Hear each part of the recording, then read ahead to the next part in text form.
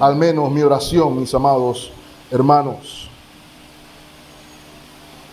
Le damos las gracias a Dios por la oportunidad, el privilegio que se nos confiere de estar aquí el día del Señor en la casa de oración,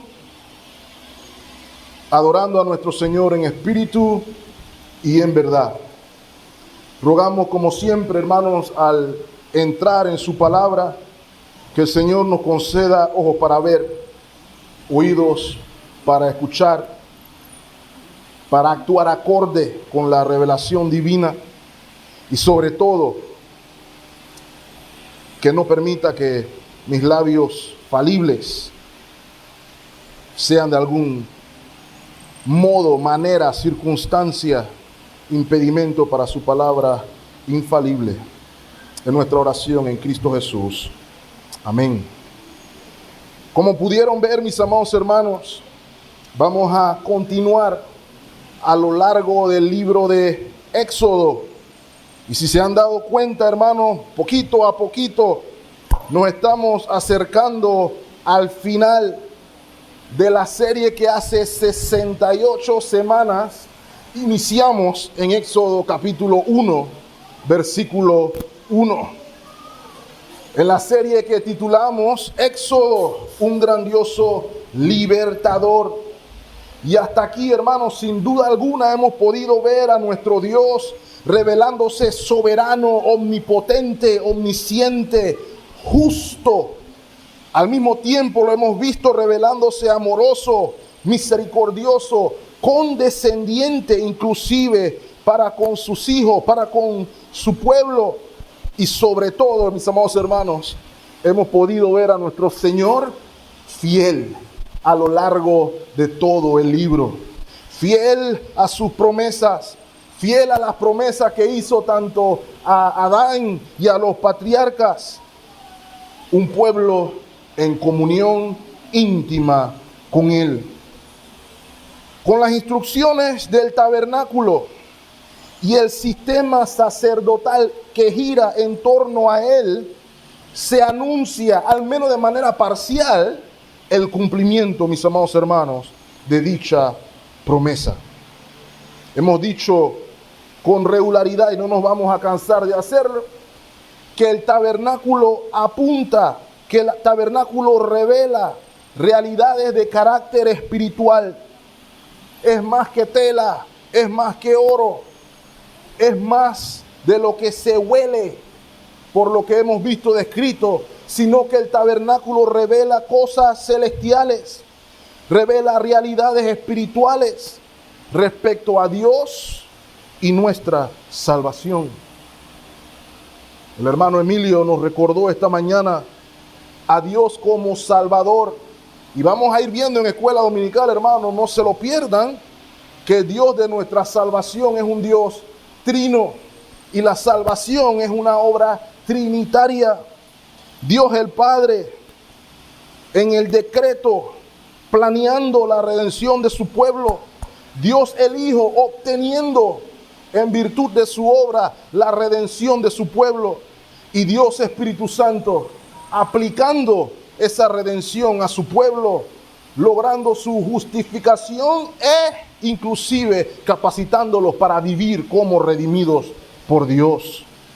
Por eso, mis amados hermanos, tanto el tabernáculo como el libro del Éxodo completo, sin menospreciar una coma o una tilde, son relevantes para nosotros hoy, porque lidian aspectos intrínsecos de nuestra salvación, y no solamente de nuestra salvación, sino de nuestro peregrinaje, de nuestro caminar con Dios. Lo vimos en la necesidad de redención, ¿cierto? Con el dinero del rescate en el censo. Lo vimos en la necesidad de santificación constante y progresiva que cada creyente necesita en su caminar con Dios. Y la porción de hoy, como lo pudieron haber leído, aunque no lo parezca, no es la excepción, porque nos va a permitir ver de manera meridiana, de manera clara, el poder capacitador del Espíritu Santo en la vida de cada uno de los creyentes. Nuestra tesis esta mañana, mis amados hermanos, con el favor de Dios, es que Dios llama y capacita para su servicio. Es lo que vemos allí. Y por eso hemos titulado el mensaje de esta mañana, sencillamente, dotado para la gloria de Dios. Dotado para la gloria de Dios. Y hay dos cosas que vamos a estar viendo esta mañana. Vamos a ver cómo Dios capacita y llama para su gloria. Gracias, hermano. Primero, por medio de aquellos que fueron llamados para su servicio. Y segundo, por la capacitación que les dio a los llamados para su servicio. Y si la gracia del Señor lo permite, hermanos, me gustaría que pudiéramos aplicarlo a nuestro día a día. Lo primero que quiero que observen, hermanos, como ya mencioné, los llamados para su servicio, los individuos que fueron llamados por Dios para servirle. Nótenlo bien, hermanos, ¿dónde estamos? Seguimos en las faldas del monte Sinaí. El pueblo estaba abajo, Moisés estaba arriba, en presencia de Dios, hablando con Dios, recibiendo instrucciones, no solamente la ley y los mandamientos, sino que también cómo se iba a construir el santuario. Hemos estado viendo cada uno de los elementos. Los últimos elementos eran el aceite de la unción, cuyo uso nosotros lo vimos en la consagración de los sacerdotes. Vimos cómo el Espíritu de Dios consagra, nos separa, nos aparta para la gloria de Dios. Nos separa, nos aparta de la vida común para la vida santa para Dios. Y la implicación no solamente era para los individuos, sino también para las cosas. El aceite de la unción, a lo que se le ponía, sea una persona o sea un objeto, estaba automáticamente consagrado y dedicado para el uso exclusivo de Dios. No había otro uso. Por eso es que leíamos que nadie podía decir: yo voy a hacerme mi propia receta del aceite de la unción, o voy a hacerme mi propia receta del incienso para la oración, porque eso era de uso exclusivo y certificado para Dios. ¿Okay? Si usted quería hacerse un perfume, hágalo usted con su propia receta, pero significaba el uso exclusivo para la adoración. ¿Ok? Ahora, hermanos, tanto el altar del incienso como el aceite de la unción lo vimos. Esos eran los últimos elementos para la preparación del tabernáculo. Pero entonces ahora faltaba lo que seguía. Faltaba el trabajo de la ejecución. Faltaba el trabajo de mano de obra. Y hermanos, quiero que mediten por un momento. El trabajo que se tenía por delante era titánico. Era una labor titánica. Porque la belleza y la majestad celestial que hemos visto narrada hasta aquí estaba en la mente de Dios y consecuentemente estaba en la mente de Moisés. Pero eso que estaba en la mente de Dios tenía que ser trasladado a una realidad tangible, palpable. Esa majestad celestial se debía poder ver y tocar. Y mis amados hermanos, creo que aquí ya tenemos nuestra primera lección. Es visible de manera instantánea. Porque piénselo por un momento. Dios es autosuficiente, omnisciente, omnipotente. Como ya hemos mencionado, sin duda, ¿cierto? Si el Señor hubiera querido, Él hubiera hecho aparecer el tabernáculo completo a la falda del monte Sinaí, si esa hubiera sido su voluntad. Nada se lo impedía. No obstante, mis amados hermanos, vemos claramente aquí el deseo de Dios de que su pueblo redimido participe en sus planes, en sus propósitos santos. Dios no nos necesita a ninguno de nosotros, para hacer su obra, pero aún así nos llama a nosotros para a través de nosotros hacer su obra. Esa es la premisa que vemos inmediatamente, mis amados hermanos. Lea conmigo, por ejemplo, el versículo 1 y 2. Habló, Jehová a Moisés diciendo: mira, yo he llamado por nombre a Bezaleel, hijo de Uri, hijo de Ur, de la tribu de Judá. Mantenga su dedo ahí y adelántese conmigo al versículo 6. Solamente la primera parte. He aquí, yo he puesto con él a Aholiab, hijo de Ahisamac, de la tribu de Dan. Ahora, hermano, para usted, para mí, en primera instancia, ni fu ni fa. ¿Quién era Bezaleel? ¿Y quién era Aholiab? Ni fu ni fa. Todo lo que se nos dice aquí, que uno era de la tribu de Judá, el otro era de la tribu de Dan. Lo más que pude ver ahí es que uno era descendiente de Caleb, uno de los 12 espías, pero hasta allí, mi hermano.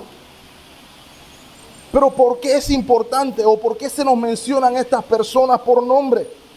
Porque la clave la observamos en la primera parte del versículo 2.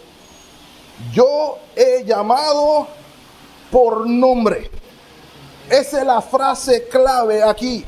Si usted de lo que raya su Biblia, ese es un buen lugar, en mi humilde opinión, para que raye, porque está diciendo Dios a Moisés: mira, pon atención, fulano y mengano, yo los llamé por nombre.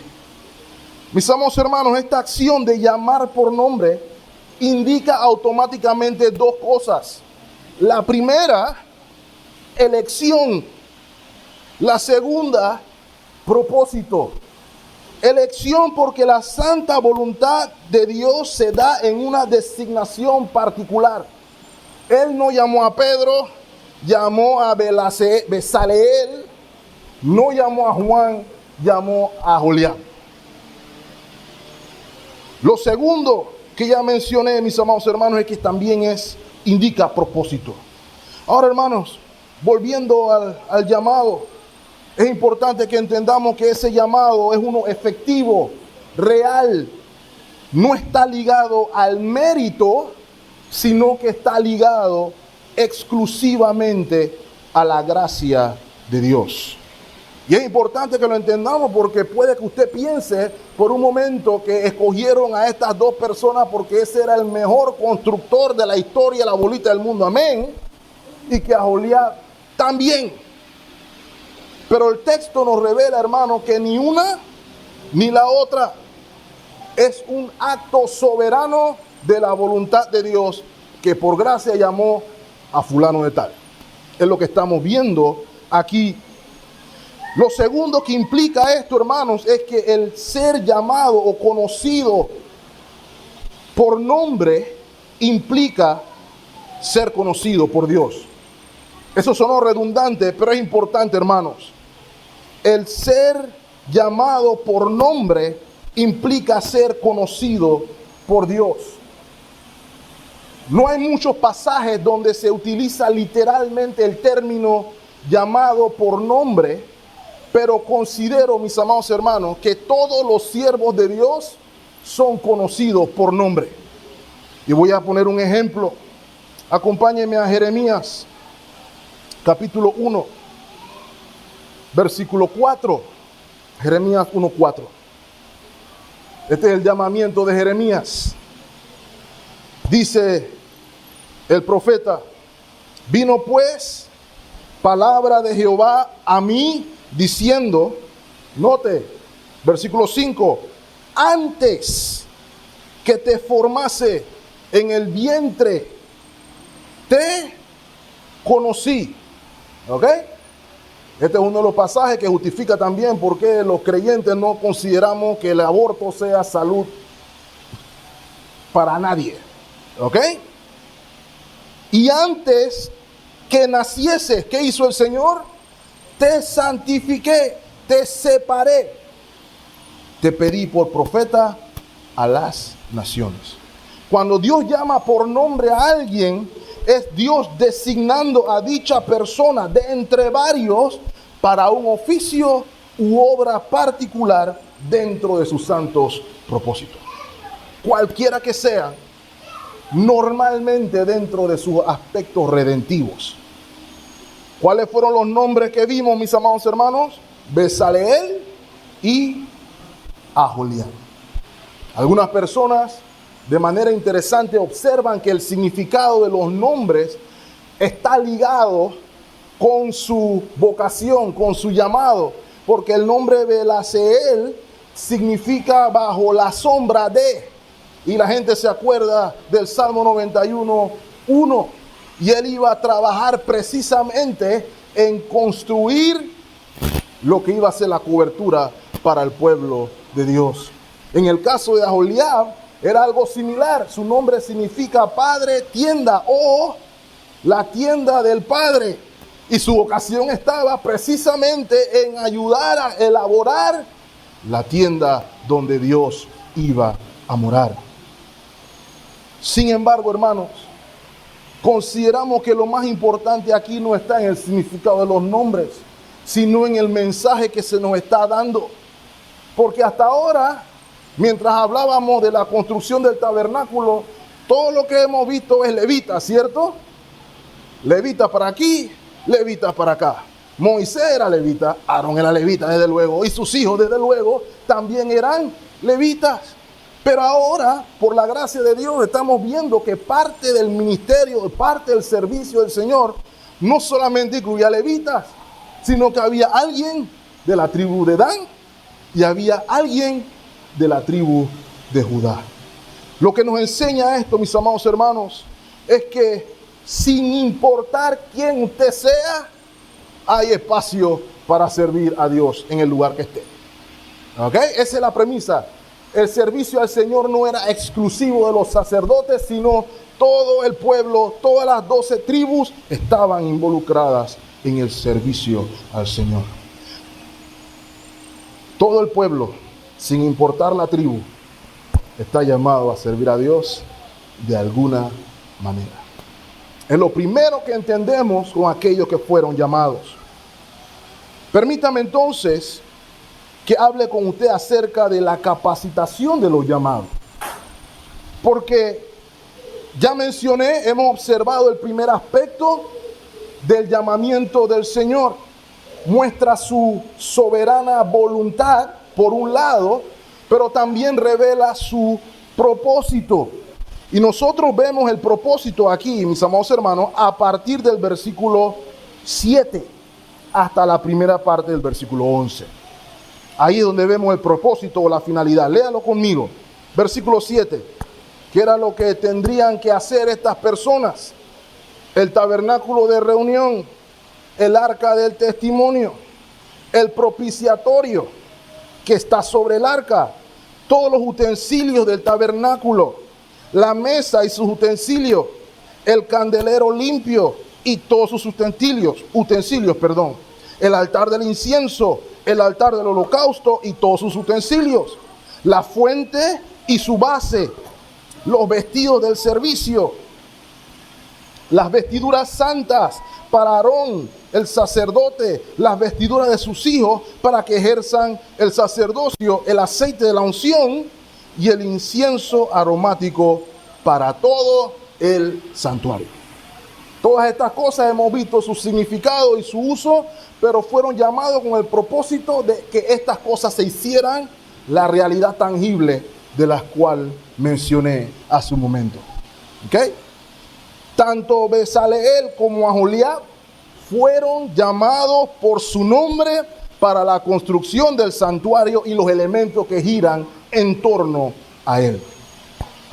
Bezaleel sería el encargado, digámoslo, el arquitecto principal, si quisiéramos usar una relación de esa índole. Aholiab iba a ser el asistente, según lo que vemos revelado en el versículo 6. Ahora,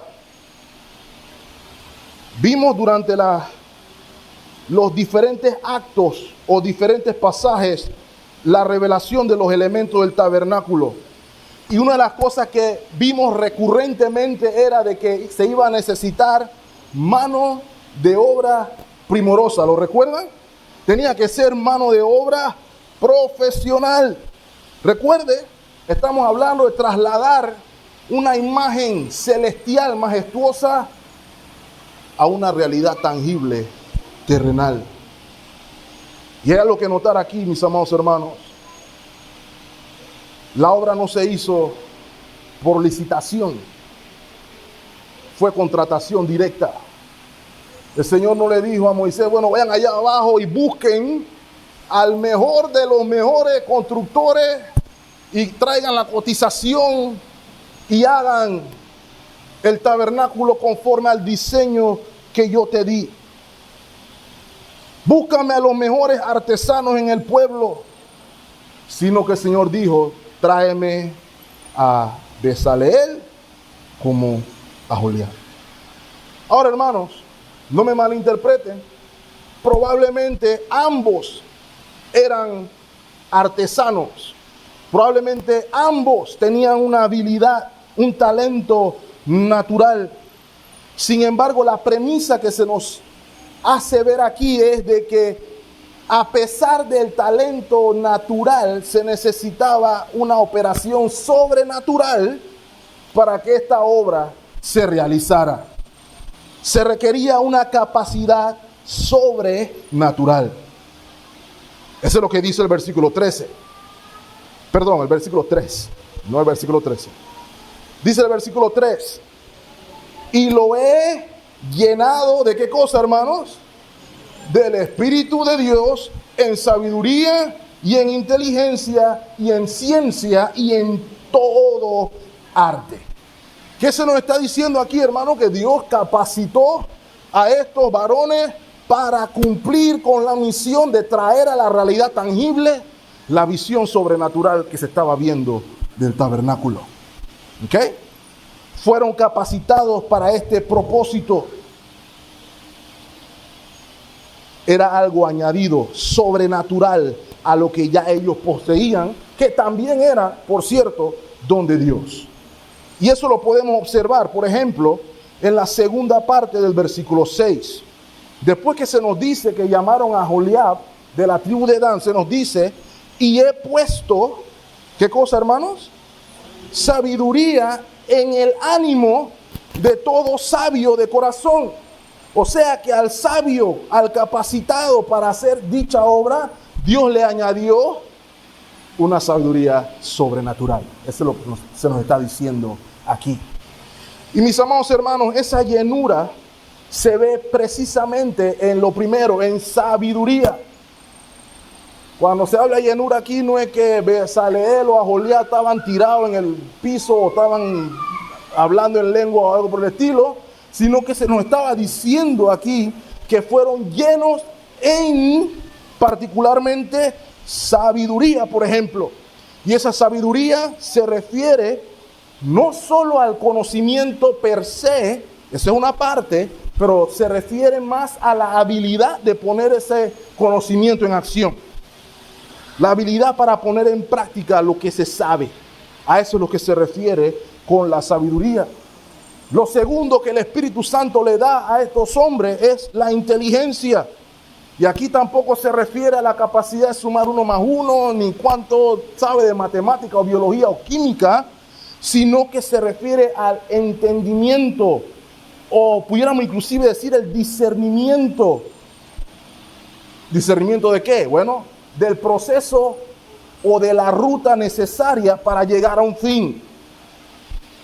Y en este caso, ese discernimiento se refería a todo conocimiento y arte.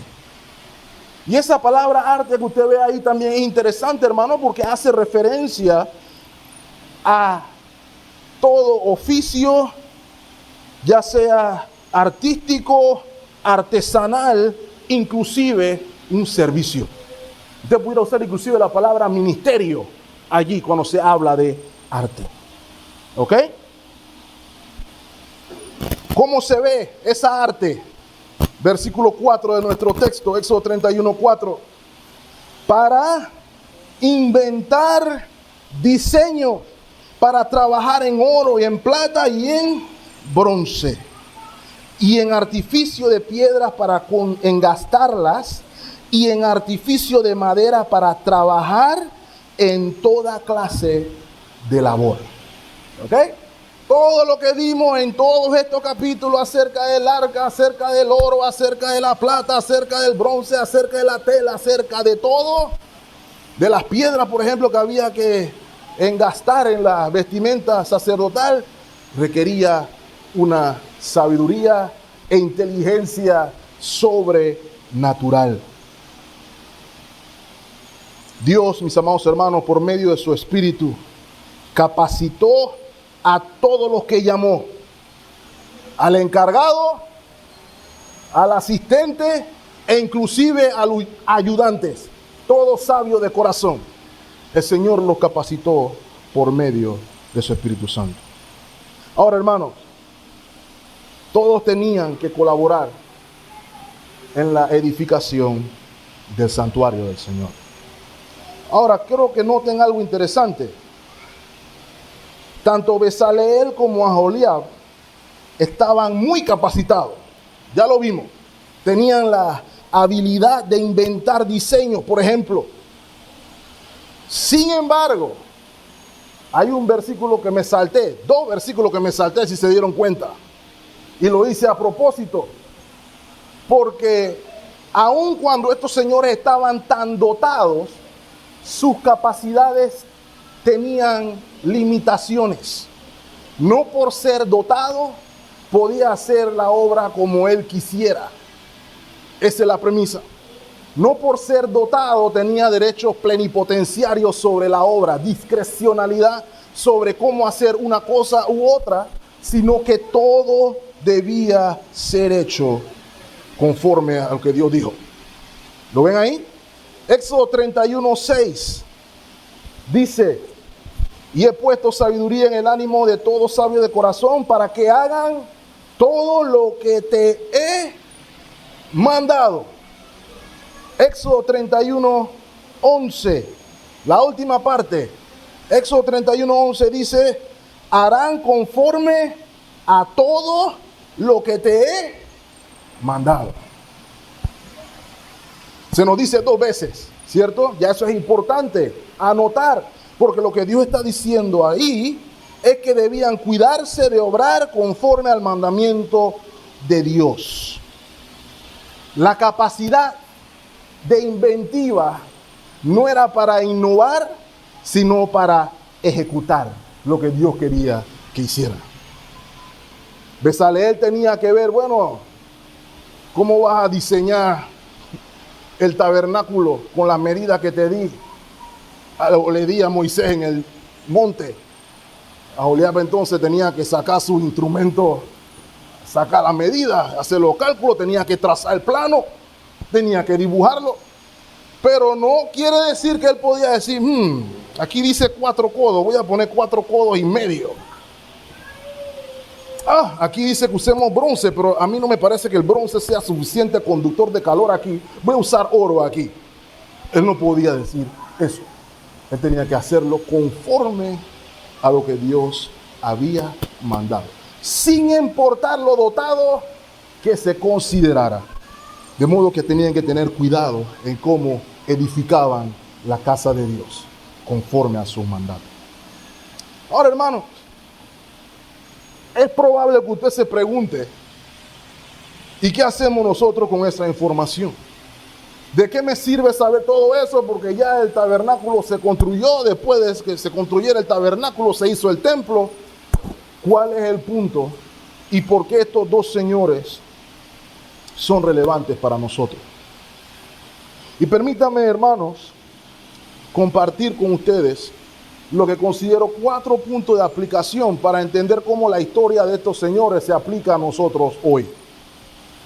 El primero no está directamente ligado con lo que se nos está diciendo aquí, o lo que consideramos el énfasis particular, pero se desprende. Lo primero que quiero que la congregación observe y note aquí, toda habilidad y talento provienen de Dios y por ende deben glorificar a Dios. Ya sea lo que nosotros consideramos un talento natural, el saber cantar, el saber tocar un instrumento, el ser un buen cocinero, el ser un buen pintor, el ser un buen ingeniero, el ser un buen arquitecto. Todas estas cosas provienen de Dios. Inclusive el ser un artista es un don de Dios. Es un don del Espíritu Santo de Dios también. Así es como debemos observarlo. Es una evidencia también de la soberanía de Dios de repartir al que quiere, como quiere, cuando quiere. ¿Ok? Le voy a poner un ejemplo. No me gusta confesarlo, pero es la realidad. Mi mamá tuvo 4 hijos. Ella le enseñó a cocinar a los 4 hijos. Todos saben cocinar menos uno. Adivinen cuál es. El Señor no me dio ese talento a mí. ¿Ok? No me quejo.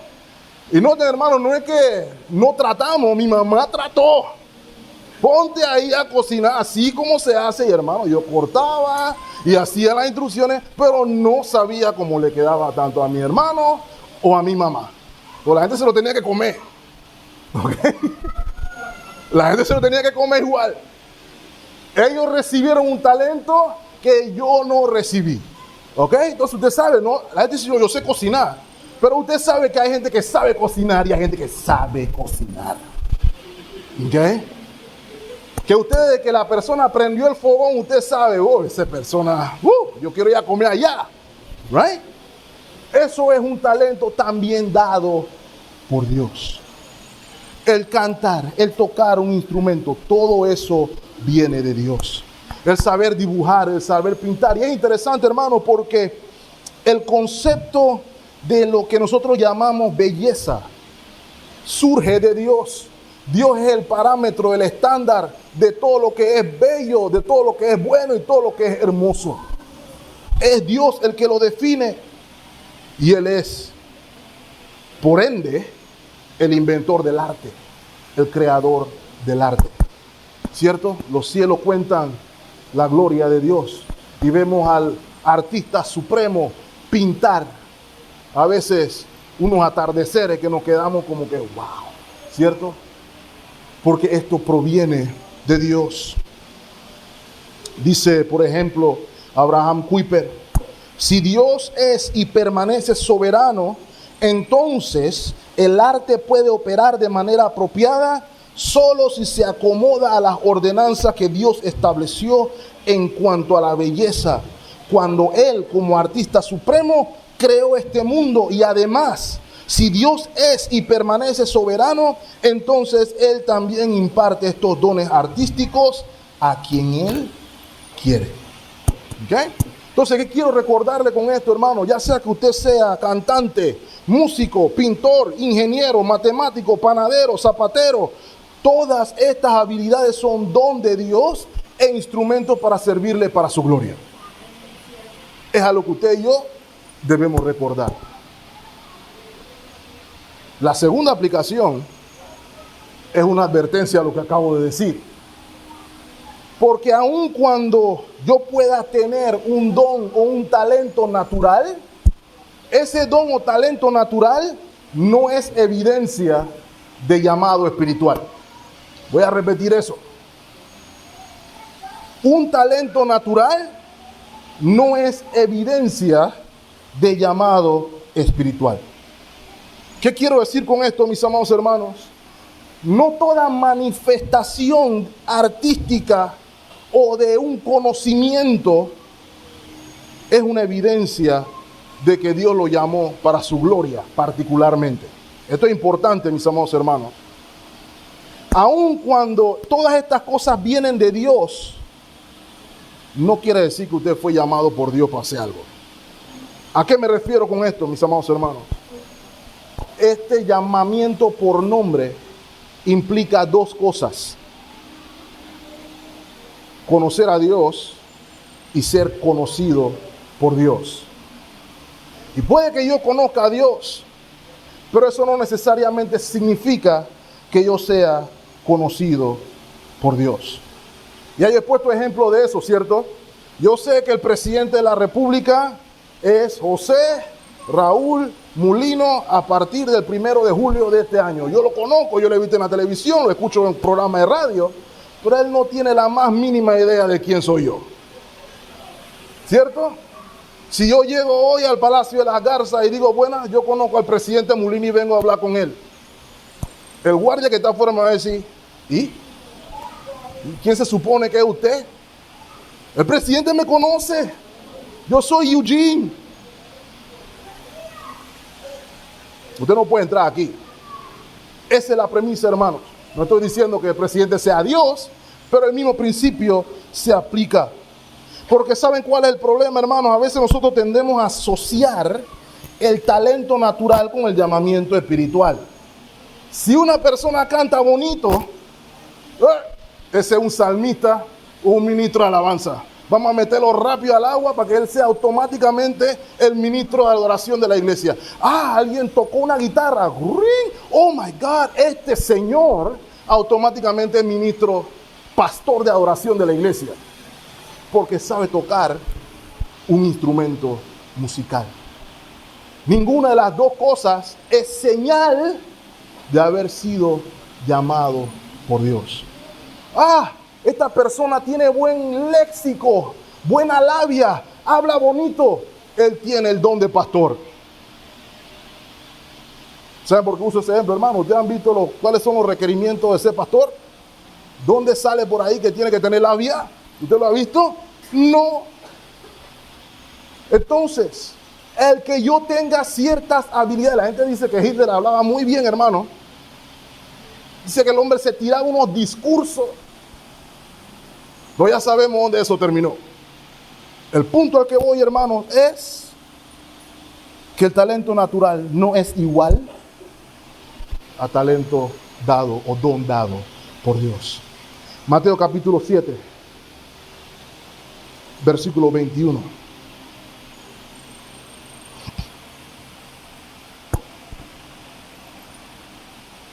No todo el que me dice, Señor, Señor, entrará en el reino de los cielos, sino el que hace la voluntad de mi Padre que está en los cielos.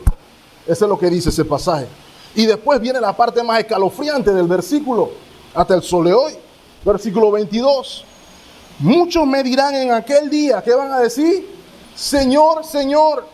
Ese Señor, Señor es acto o un indicio de familiaridad, de que hay confianza. Señor, Señor. Él está diciendo, yo te conozco. ¿No profetizamos en tu nombre? Y en tu nombre echamos fuera demonios. Y en tu nombre hicimos muchos milagros. ¿Estaban dotados o no estas personas? Pero miren lo que dice el versículo 23. Y entonces les declararé. Bueno, yo te conocí la primera vez que llegaste a la iglesia y cantaste un solo y la gente quedó impresionada. ¿Eso es lo que dice ahí? No. Nunca os conocí. Apartados de mí, hacedores de maldad. Ser talentoso no es igual al llamado que vimos de Bezaleel ni a Joliab. ¿Saben por qué, hermanos?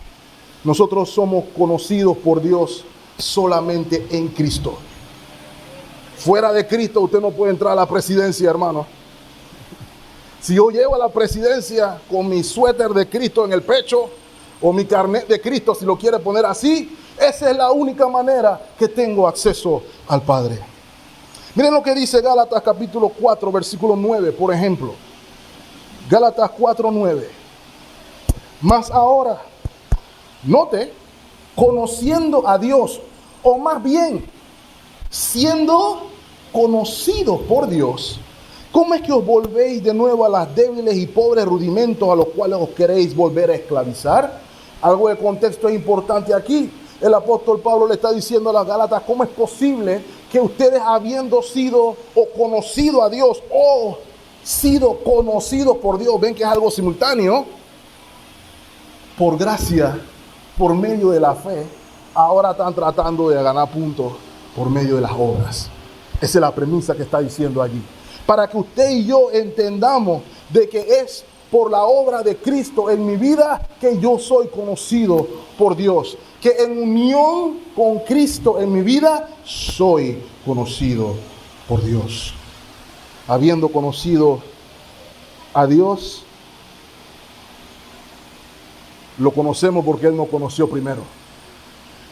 Y cuando nos conoció primero, desde antes de la fundación del mundo, como nos lo recordó el hermano Emilio esta mañana, Él nos limpió de la esclavitud del pecado, nos hizo nueva criatura. Esos son los rudimentos que se refiere el apóstol Pablo aquí.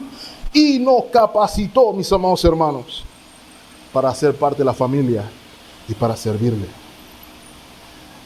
Ahora, hermanos, habiendo dicho eso, y que todos los dones naturales, inclusive los espirituales, son todos de Dios, creemos sin ninguna duda, hermanos, que el énfasis en este texto no está en los dones naturales.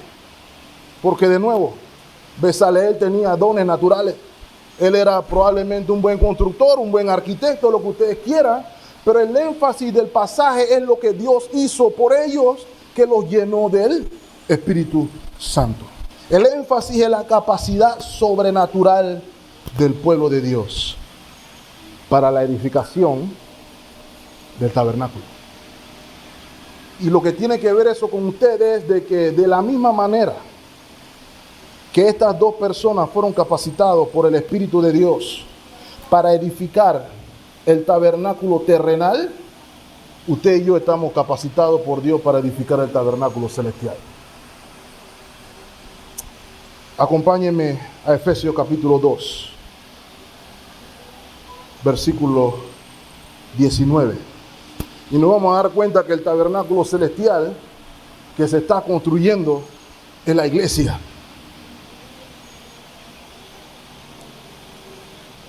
Así que, dice el versículo 19, ya no sois extranjeros ni advenedizos, esto es por la obra de Cristo, desde luego, sino conciudadanos de los santos y miembros de la familia de Dios. Aquí viene entonces la alegoría o la figura de la construcción. Edificado sobre el fundamento de los apóstoles y profetas, note esta parte importante, siendo la principal piedra del ángulo Jesucristo mismo, en quien todo el edificio bien coordinado va creciendo para ser un templo, tabernáculo santo en el Señor. Versículo 22. En quien ustedes también son juntamente edificados para morada de Dios. ¿En qué, hermanos? En el mismo Espíritu de Dios. Lo que quiere decir eso, mis amados hermanos, así como Bezaleel y Ahiolab fueron capacitados por el Espíritu, usted y yo somos dotados por el Espíritu para la edificación del cuerpo de Cristo o del edificio, la iglesia. Usted y yo. Lo primero que observamos entonces bajo esa premisa, lo mismo que vimos al inicio, no solamente los sacerdotes eran los únicos siervos de Dios, ¿cierto? Porque vimos que alguien de la tribu de Judá y alguien de la tribu de Dan también eran siervos de Dios. ¿Y cuál es la aplicación a nuestra iglesia hoy, hermano? Que el hermano Ricardo no es el único servidor, ni el hermano Ricardo es el único dotado por el Espíritu de Dios para servir. El pastor no es el único dotado para servir al Señor, sino que cada uno de ustedes que ha sido lavado por la sangre del Cordero tiene el Espíritu Santo y está capacitado para la gloria de Dios. Eso es lo que se nos está diciendo aquí. 1 Corintios capítulo 12, versículo 4 al 7.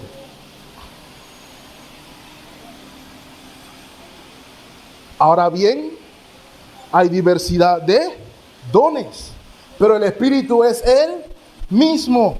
Y hay diversidad de ministerios, pero el Señor es el mismo. Y hay diversidad de operaciones, pero Dios, que hace todas las cosas en todos, es el mismo. Y nota el versículo 7, pero a cada uno le es dada la manifestación del Espíritu para provecho. Todos los que hemos creído tenemos el Espíritu de Dios para la edificación del cuerpo. Voy a tomarme unos minutos para que lo podamos ver brevemente. 1 Corintios capítulo 12 también, versículo 8. Porque a este es dada por el Espíritu palabra de sabiduría, a otro palabra de ciencia, según el mismo Espíritu. ¿Qué se nos está diciendo ahí, hermanos? De nuevo vemos la palabra sabiduría, lo que vemos en el versículo 8, y esto se refiere, como ya vimos, a la habilidad, en este caso particular, de lidiar con circunstancias de índole espiritual. La capacidad de lidiar con asuntos espirituales en la iglesia de Cristo. Se nos dice que a otros se le da palabra de ciencia. Esa palabra de ciencia se refiere a conocimiento en el ámbito doctrinal. A otros, fe.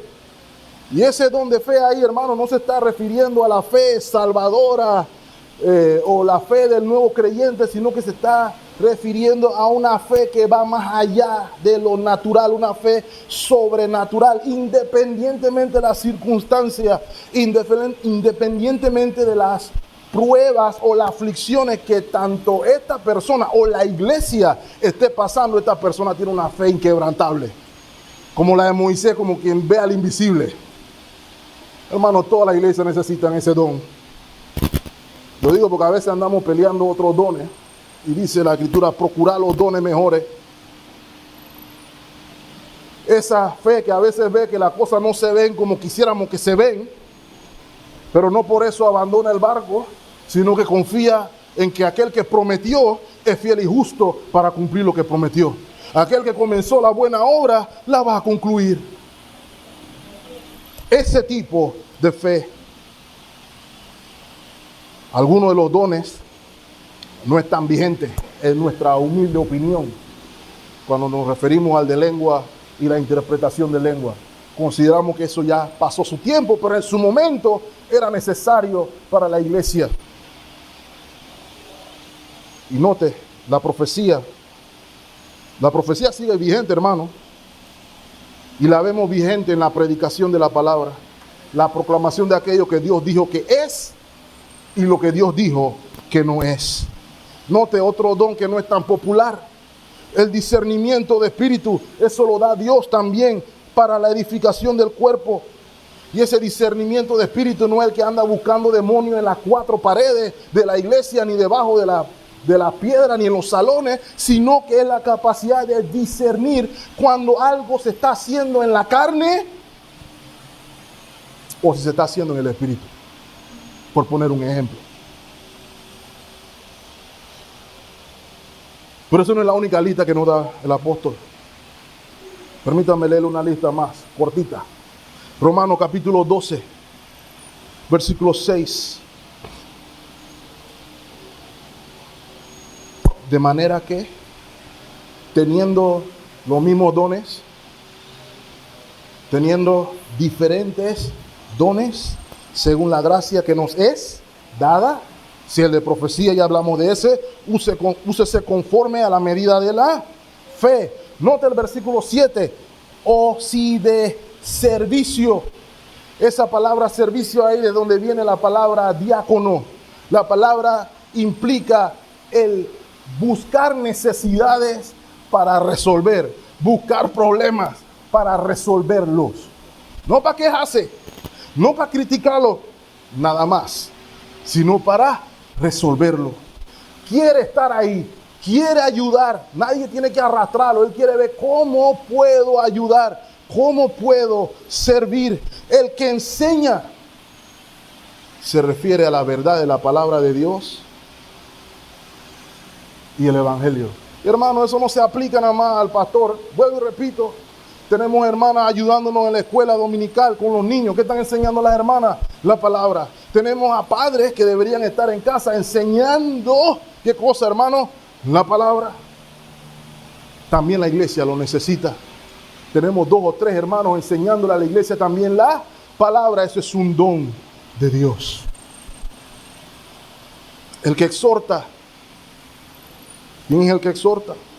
Aquel que es capaz de decir en amor lo que Dios quiere, que nos llama a la obediencia en lugar de la desobediencia, por poner un ejemplo.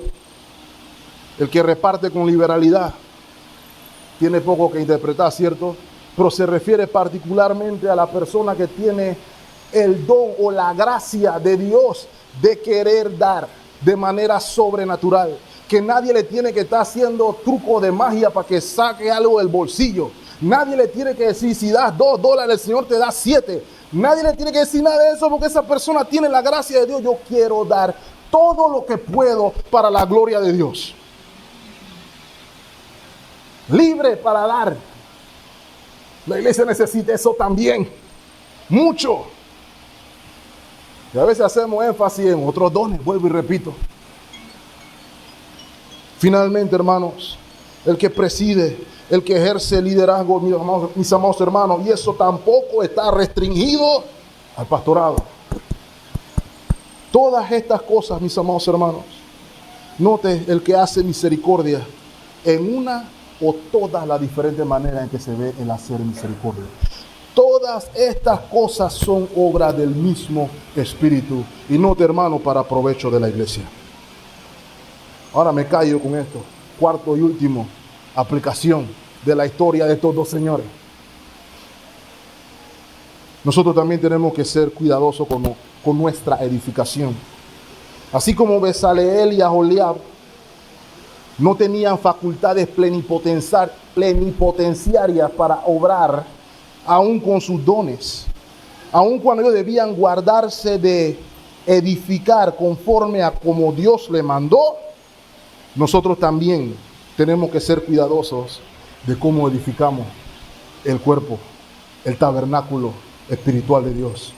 Tenemos que ser cuidadosos cómo lidiamos los unos con los otros, cómo construimos en vez de destruir, cómo nos llevamos los unos con los otros como piedras vivas que somos, obrando por el Espíritu de Dios.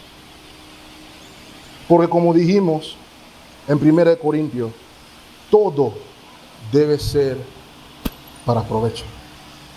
Lo cual implica, hermanos, que como hemos estado viendo inclusive los miércoles, todo debe ser hecho en amor. Todo, hermanos. Me voy a robar la cuña de la clase de los miércoles. Actúa en amor.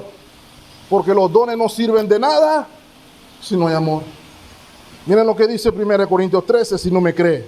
Si yo hablase lenguas humanas y angélicas y no tengo amor, vengo a ser como metal que resuena o címbalo que retiñe, inútil. Si yo tuviese profecía y entendiese todos los misterios y toda ciencia, y si tuviese toda la fe de tal manera que le dijese o que trasladase los montes, y no tengo amor, nada soy. Y si repartiese con toda la liberalidad del mundo todos mis bienes para dar de comer a los pobres, y si entregase mi cuerpo para ser quemado y no tengo amor, de nada me sirve. Los dones funcionan con el combustible del amor. Esa es la premisa a comprender, mis amados hermanos. Escuchen las palabras de Juan Calvino, por ejemplo. Cualquier cosa que obtengamos del Señor se nos concede bajo la condición de que lo utilicemos para el bien común de la iglesia. Por tanto, el uso legítimo de todos nuestros dones es una participación bondadosa y generosa de esos bienes con los demás. No existe una regla más segura ni una exhortación más fuerte hacia esta práctica que cuando se nos enseña que todas las capacidades que poseemos son depósitos divinos que nos han sido confiados para el propósito mismo de ser distribuidos para el bien de nuestro propio prójimo. Somos bendecidos para bendecir a otro. Ahora, hermanos, con todo eso, con todo lo que mencioné, los verbos que hemos visto, hay que recordar también que con todo y que los dotados somos nosotros, la obra no es nuestra, la obra es del Señor. No se nos puede olvidar eso. Somos participantes por la gracia de Dios.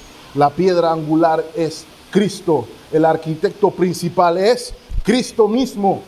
El dueño de la obra es Cristo mismo.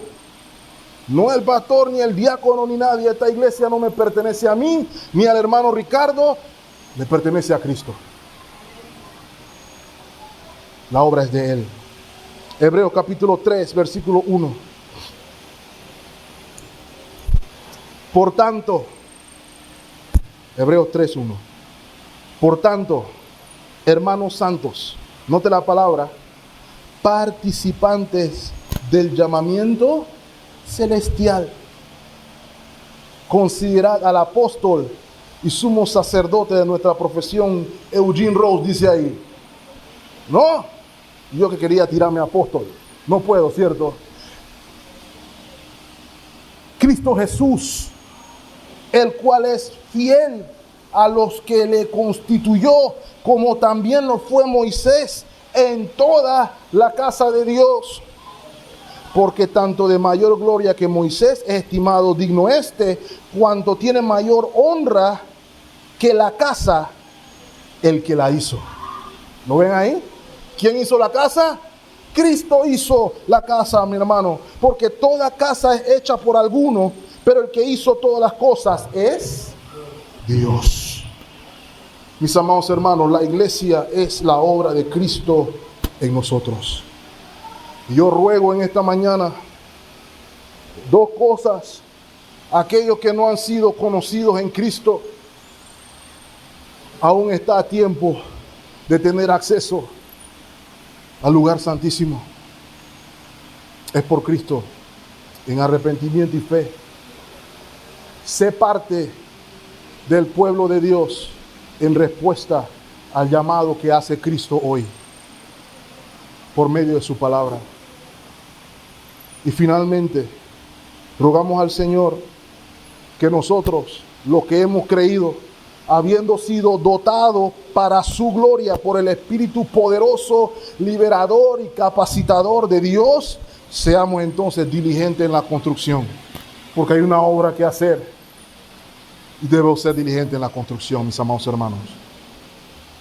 Puede haber temor, pero el Espíritu de Dios no es de cobardía, sino de poder, amor y de dominio propio. Manos a la obra en la construcción, hermanos, y que la gloria sea al que vive y al que reina por los siglos de los siglos. Señor les bendiga ricamente, hermanos. Estemos orando.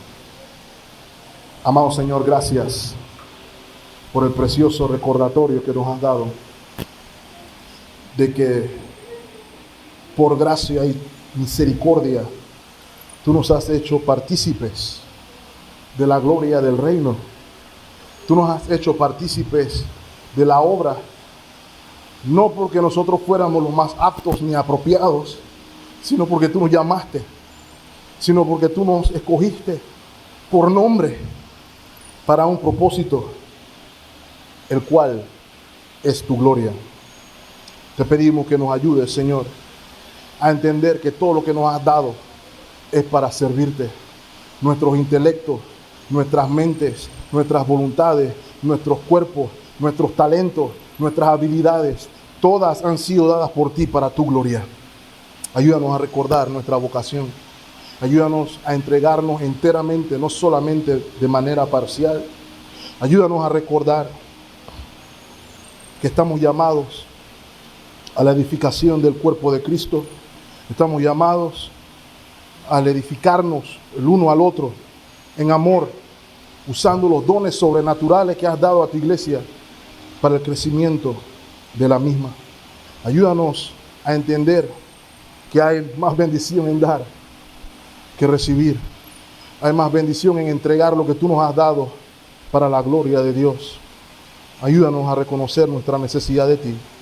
Llénanos más y más del Santo Espíritu de Dios y que podamos vivir conforme a nuestra santa vocación. En Cristo Jesús pedimos estas cosas. Y el pueblo de Dios dice, amén y amén.